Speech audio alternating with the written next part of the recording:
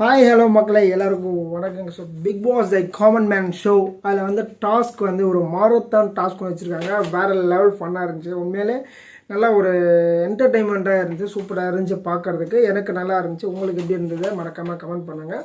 So இந்த மாரத்தானில் வந்து என்னென்ன பிளான் பண்ணியிருக்காங்கன்னா சோலோ பர்ஃபார்மன்ஸாக ஒரு 4 பேரை போட்டிருக்காங்க. ஸோ 4 பேர் சோலோவாக விளாட்லாம். ஸோ 2 பேர் வந்து கப்பலாக விளாட்லாம்.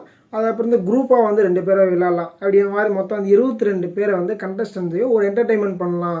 ஸோ இவங்க வந்து ஒரு ஃப்ரீ ஃபீல், ஸோ அந்த ஒரு கண்டிஷன் வரணும் அப்படின்ற மாதிரி வந்து ட்ரை பண்ணியிருக்காங்க போல இருக்குது. பட் என்ன தான் சொன்னாலுமே தெலுங்கில் வந்து வேறு லெவலாக இருக்குங்க. உண்மையிலேயே வந்து தெலுங்கு சூப்பராக இருக்குது. அவங்க வைக்கிற டாஸ்க்கும் சரி எல்லாமே வந்து டிஃப்ரெண்ட்டாக இருக்குது. ரொம்ப இன்ட்ரெஸ்டிங்காக இருக்குது. பட் தமிழில் வந்து அந்தளவுக்கு கிடையாது. ஓப்பனாக சொல்லலாம், வேறு ஆப்ஷன் இல்லைன்றதெல்லாம் நம்ம வந்து தமிழில் ரிவ்யூ பண்ணுறோம். பட் வந்து அந்தளவுக்கு இருக்குது. ஸோ இதில் வந்து நம்ம 2 டீமாக பிரிச்சுருக்காங்க. ஸோ ராஜு ஒரு டீமும் ஆரி ஒரு டீமும். இதில் 11 மெம்பர்ஸ், இல்லை 11 மெம்பர்ஸ் 2 டீமாக பிரிச்சுருக்காங்க. ராஜுவோட டீமில் ஒரு 11 மெம்பர்ஸும் ஆரி ஒரு 11 மெம்பர்ஸ் வந்திருக்காங்க. இவங்க 2 பேருக்குமே வந்து ஒரு டீமுக்கு ஒரு பேர் வைக்கணும். ஓகேங்களா? இந்த பக்கம் ராஜு டீம் வந்து பேட்டர் ரேப் அப்படின்னு வச்சுருக்காங்க. இந்த பக்கம் ஆரி ஒரு டீம் வந்து உள்ளூர் ஆட்டக்காரர்கள் அப்படின்னு ஒரு டீம் வச்சுருக்காங்க. ஸோ இந்த டீமில் இருக்க மெம்பர்ஸாக வந்து தனித்தனியாக ஒரு சாங்ஸ் போடும்போது தனித்தனியாக ஸ்டேஜில் வந்து சோலோ பர்ஃபார்மன்ஸ் இருக்குது, குரூப் இருக்குது, டியூவில் இருக்குது. இது மாதிரி வந்து ஆடணும். ஸோ இதில் வந்து நம்ம சோலோ வந்து ஒரு 4 பேர் வந்து ஆடிருக்காங்க. மணி, சோபனா, அப்புறமா வந்து முனியம்மா, பாஷா, அப்பா கரிஷ்மா, இவங்களாம் வந்து சோலோ பர்ஃபார்மன்ஸில் வந்தாங்க. ஓகேங்களா? சோலோலேயே வந்து இதில் வந்து பயங்கரமான ஹைலைட் யாரை கேட்டிங்கன்னா மணி தாங்க. ஸோ ஷர்மா இருக்காங்க, அவங்களும் வந்து நல்லா டான்ஸ் ஆனாங்க, சூப்பராக இருந்தாங்க. பட் வந்து நான் அவங்கள பார்க்கவே இல்லை.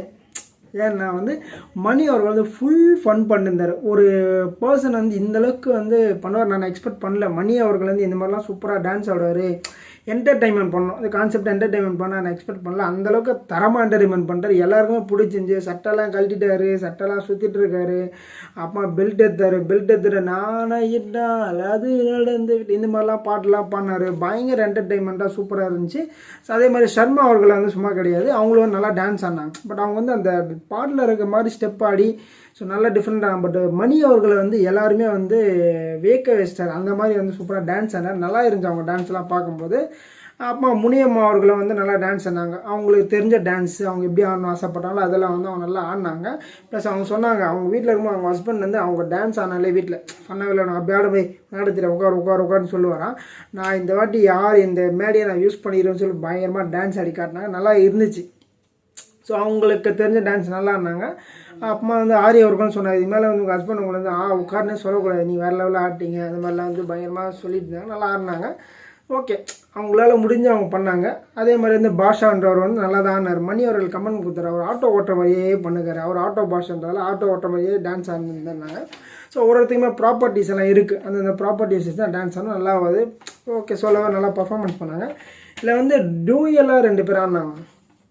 டூயலாக ஆடும்போது அரவிந்த் மற்றும் வந்து கரிஷ்மா, இவங்க 2 பேர் ஒரு டீமு. அந்த பக்கம் பார்த்தீங்கன்னா ஆப்போசிட்டில் வந்து பார்த்தீங்கன்னா சுகுமார் மற்றும் வந்து அபிநயா, இவங்க 2 பேர் ஆடினாங்க. இதில் வந்து நம்ம அரவிந்த் இருக்கல, MC அரவிந்தும் கரிஷ்மாவுக்கு ஆல்ரெடி வந்து ஒரு கண்டென்ட் ஒன்று போயிட்டுருக்கு. 2 பேர் ஏதோ க்ளோஸாக இருக்க மாதிரி, 2 பேர் லவ் பண்ணுற மாதிரி ஒரு கண்டென்ட் ஒன்று க்ரியேட் பண்ணிட்டு போயிட்டுருக்கு. அது எந்தளவுக்கு உண்மை போய் நம்மளுக்கு தெரியாது. ஸோ நம்ம அரவிந்த் என்ன பண்ணுறாரு, அவங்க ஸ்டெப்ஸில் இறக்கும் போதே அவங்களை தூக்கிட்டு அப்படியே தூக்கிட்டே டான்ஸ் ஆடிட்டே இருந்தார். ஓகேங்களா? ஸோ அதுலேயே ஃபோக்கஸ் பண்ணிட்டு அந்த மாதிரி இருந்துச்சு. பட் அவங்க பர்ஃபார்மன்ஸும் பார்த்தீங்கன்னா ரொம்ப கம்மியாக தான் இருந்துச்சு. ஸோ அவங்க என்ன பண்ணுறாங்கன்னா வந்து ஒரு லவ் சாங்ன்றதில் ஒரு ரொமான்டிக்காக கொடுக்கலாம்னு சொல்லி ட்ரை பண்ணாங்க. பட் அந்தளவுக்கு அது ஒர்க் அவுட் ஆகலை. 2 பேருக்குமே ஒர்க் அவுட் ஆகலை. கொஞ்சம் வந்து டிஸ்டன்ஸ் மெயின்டைன் பண்ணி ஆடி தான் நல்லா இருந்திருக்குமோ அப்படின்னு நான் நினைக்கிறேன். ஏன்னா அது நடக்கலைல்ல, மேபி அதை பண்ணி தான் நல்லா இருக்குன்ற மாதிரி ஒரு கான்செப்ட் ஆகிடுச்சு. இந்த பக்கம் பார்த்தீங்கன்னா சுகுமார் அபிநயா வந்து நல்லா கோஆர்டினேஷன் பண்ணுறாங்க. பட் வந்து அவங்க வந்து சில விஷயங்களை வந்து தப்பு பண்ணுறாங்க. ஸோ அவங்க உள்ளே வரும்போது வந்து உமன் சேஃப்டி இதெல்லாம் சில விஷயங்களை பேசிகிட்டு இருந்தாங்க. பட் வந்து சுகுமார்ன்றது கொஞ்சம் எக்ஸ்ட்ரீம் லெவலில் வந்து டான்ஸ் அந்த மாதிரி இருந்துச்சு. கொஞ்சம் கண்ட்ரோல் பண்ணியிருக்கலாம். ஸோ அவர் தேவையான அளவுக்கு டான்ஸ் ஆடி தான் நல்லாயிருக்கும். பட் கொஞ்சம் எக்ஸ்ட்ரான மாதிரி தான் இருந்துச்சு. ஏன்னா வந்து எப்படி சொல்கிறதுனா கொஞ்சம் பார்க்க முடியாத அளவுக்கு சில பேர் இருந்திருக்கலாம். ஏன்னா அவர் கையில் முத்தெல்லாம் குத்தலாம் இதெல்லாம் இப்போ டான்ஸ் எல்லாம் ஆடினா அதனால் வந்து சில கமெண்ட்ஸ் வந்து கொஞ்சம் நல்லா நெகட்டிவாக தான் வந்திருக்கு. அதுக்கப்புறம் பார்த்தீங்கன்னா ஜார்ஜ் மற்றும் ரஞ்சித். ஸோ இவங்க 2 பேரும் பயங்கரமாக ஆடினாங்க. 2 பேருமே ஜென்ஸ் தான். ஓகேங்களா? வேறு பேர் இல்லாதால ஜென்ஸ் தான். 2 பேருமே ஜென்ஸ் ஆடினாங்க. நல்லா ஆடினாங்க. அந்த வந்து உப்பு கருவாடு ஊற வச்ச சோறு அந்த ஸ்டெப் மாதிரி ஒரு ஸ்டெப்லாம் போட்டிருந்தாங்க. ஆன் ஸ்பாட்டில் வந்து அவருக்கு என்னென்ன தோணுதோ இவர் ஜார்ஜுக்கு மற்றும் வந்து ரஞ்சித் அவங்களுக்கு என்ன தோணும், எந்த மாதிரிலாம் வெரைட்டி ஆனால் நல்லாயிருக்கும் டான்ஸு அப்படின்ற மாதிரி வந்து சில கான்செப்டெல்லாம் வந்து அவங்கள திங்க் பண்ணாங்க. அவங்கள திங்க் பண்ணி இப்படி ஆடலாம். இப்படி அவங்களுக்கு என்ன சொன்னாங்க ஜட்ஜஸ்ஸு, இது டான்ஸ் ப்ரோக்ராம் கிடையாது, நீங்கள் வந்து ஃப்ரீ ஃபில் ஆகணும், எப்படி உங்களோட என்டர்டைன்மெண்ட் பண்ணுறீங்க எப்படி வேணால் ஆடல, இது டான்ஸ் இம்பார்ட்டன்ட் கிடையாதுன்னு சொன்னதால் அவங்க அந்த கான்செப்ட் எடுத்து சூப்பராக வந்து நல்லா ப்ளே பண்ணால் நல்லா இருந்துச்சு. அதுக்கப்புறம் வந்து சரண்யா மற்றும் திவ்யா இவங்க 2 பேரும் வந்து 2 பேருமே கேர்ள்ஸாக வந்தாங்க. இவங்க 2 பேருமே நல்லா பர்ஃபார்மன்ஸ் பண்ணாங்க. ஸோ இந்த வந்து என்ன சொல்ல வராங்கன்னா, என்ன நீங்கள் விளையாடுறீங்களோ எப்படி எக்ஸ்பெக்ட் பண்ணி விளையாடுறீங்களோ அந்த மாதிரி தான் விளையாடணும், இது வந்து டான்ஸ் ஷோ கிடையாது இந்த மாதிரி சொன்னதால் இவங்க 2 பேரும் நல்லா ஆனாங்க. இவங்களுக்கு நல்ல ஒரு பாசிட்டிவான இது வந்துச்சு, பாசிட்டிவான அப்படியே ரிவ்யூ வரும்ல அந்த மாதிரி ரிவ்யூ நல்லா வந்துச்சு, நல்லா பண்ணாங்க. அதுக்கப்புறம் வந்து குரூப்பாக வந்து நம்ம சம்யுக்தா அப்புறமா டார்வின் அப்புறமா வந்து ஹைட் கார்த்திக் இவங்க 3 பேருமே குரூப் ஆடினாங்க. இவங்க 3 பேருமே குரூப் ஆடும்போது ஆளுக்கு ஒரு ப்ராப்பர்ட்டி எடுத்து விளையாடுற மாதிரி பண்ணாங்க. இதில் பார்த்தீங்கன்னா அந்த ஹைட் கார்த்திகர் வந்து ஆல்ரெடி சொல்லியிருந்தானா, நான் வந்து ஆடுறேன் என்னை பார்த்து நீங்கள் ஃபாலோ பண்ணுங்கன்னு சொன்னார். அவங்கள பார்த்து ஃபாலோ பண்ணுறதுல ஒன்றுமே இல்லையே பெத்தர் அப்படியே எனக்கு இருந்துச்சு. அவர் போட்ட 2-3 ஸ்டெப்பு நார்மல் ஸ்டெப் தான் போட்டிருந்தாங்க. ஸோ இவங்க சமயத்தை வந்து மேபி அவங்கள ஆல்ரெடி டான்ஸ் எல்லாம் இன்ட்ரெஸ்ட் இருக்குது எப்படின்னு தெரில, அவங்க நல்லா ஆடினாங்க. அதுக்கப்புறம் வந்து டார்வின் என்றவர் வந்து என்ன பண்ணார்னா ஒரு மாஸ்க் வச்சு ஆடினார். ஸோ மாஸ்க் வந்து அவர் ஃபேஸ் தெரியாத மாஸ்க் ஏதாவது டிஃப்ரெண்ட்டாக அதை பண்ணணும் அப்படின்ற மாதிரி வந்து ஆடினார். பட் எல்லாமே ஓகே நல்லா தான் ஆடினாங்க. பட் ஒரு டிஃப்ரெண்ட்டான ஒரு வேலை அதை கொண்டு போனதால கொஞ்சம் நல்லா இருந்துச்சு பார்க்குறதுக்கு. ஸோ எல்லாருக்குமே அவங்களுக்கும் ஓரளவுக்கு பாசிட்டிவான ரிவ்யூ தான் வந்திருக்கு. ஸோ இதில் வந்து என்ன பண்ணாங்கன்னா இன்னொரு டீம் வந்தாங்க. ஸோ அந்த தனீஸ்வரன் பேபி அப்புறமா வெங்கடேஷன். ஸோ வெங்கடேஷன் வந்து என்ன பண்ணுறாருனா அந்த குடத்துல வந்து குடையில் ஏதோ பண்ணுன்னு சொல்லி 2 முன்னாடி கீழே இறங்கிட்டார். ஆக்சுவலாக கீழே இறங்கக்கூடாதுன்னு சொல்லியிருந்தாங்க. அவருக்கு அந்த டைமில் வந்து அந்த கான்ஷியஸ் இல்லாமல் இருந்திருக்கும். அதனால் வந்து 2 முன்னாடி கீழே இறங்கிட்டார்.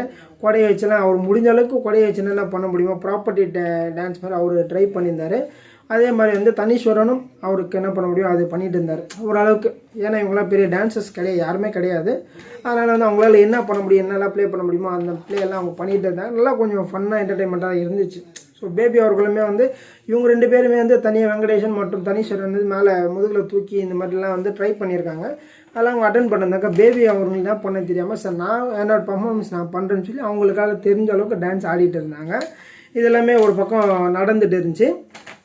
நடந்துட்டு இருக்கும்போது ஒருத்தர்கிட்டே ரிவ்யூ கேட்டாங்க எப்படி ப்ளே பண்ணாங்க என்னன்னு கேட்கும்போது. ஸோ பேபி அவர்கள் என்ன சொல்லியிருந்தாங்கன்னா, யாருமே எனக்கு டச் பண்ணக்கூடாது, டச் பண்ணாமல் வந்து நம்ம ஒரு டிஸ்டன்ஸில் மெயின்டைன் பண்ணலாம்னு சொன்னாங்க. ஒரு நல்ல விஷயம் தாங்க. ஏன்னா வந்து நீங்கள் சோஷியல் மீடியாவுக்கு வந்துட்டிங்கன்னு சொல்லிட்டு ரொம்ப ஃப்ரீ ஃபீலாக வந்து ஆட முடியாது. அவங்க ஒரு ஃபேமிலி கேர்ள். ஸோ அவங்களுக்கான ஃபேமிலி இருக்குது. இந்த ஷோ விட்டு போனதுக்கப்புறம் ஃபேமிலிலாம் பார்க்கணும் இந்த விஷயங்கள்லாம் இருக்கிறதெல்லாம் முன்னாடியே சொல்லிட்டாங்க. கொஞ்சம் டிஸ்டன்ஸில் ஆடலான்னு சொல்லிட்டாங்க. பட் இதுக்கு வந்து சில பேர் என்ன சொல்கிறாங்கன்னா, உள்ளே நீங்கள் இந்த மாதிரிலாம் ஃபீல் பண்ணும்போது இங்கே வரணும்னு ஆசைப்படக்கூடாதுன்னு சொல்கிறேன். எதிர்ச்சியாக நடக்கிறது ஓகேங்களா. இந்த மாதிரி நடக்கும் இந்த மாதிரி பண்ணாதீங்கன்னு சொல்கிறதும் ஓகே தான், அவங்களுக்கு ஓகே. பட் வந்து இவங்களுக்கு வந்து செட் ஆகல மாதிரி சொல்லிட்டு இருந்தாங்க. ஸோ இதெல்லாம் வந்து ஒரு பக்கம் நல்லபடியாக போயிடுச்சு. இதில் வந்து முனியம் அவர்கள் வந்து பயமாக ஹைலைட் ஆகிட்டாங்க. ஸோ 2-3 விஷயத்தை நல்லா பாயிண்ட் அவுட் பண்ணாங்க.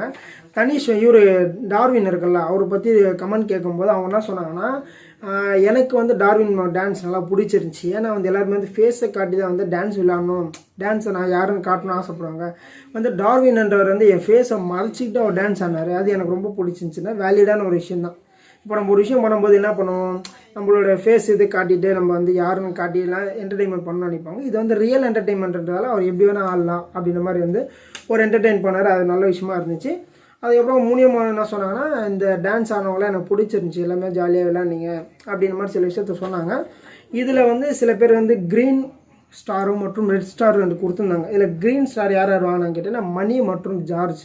ஏன்னா மணி அவர்கள் வந்து வேறு லெவல் பண்ணுறீங்க. ஒரு டீம் இந்த டீமில் ஒரு எல்லாருமே வந்து யாருன்னு செலக்ட் பண்ணும், இந்த டீமில் யாருன்னு செலக்ட் பண்ணும்.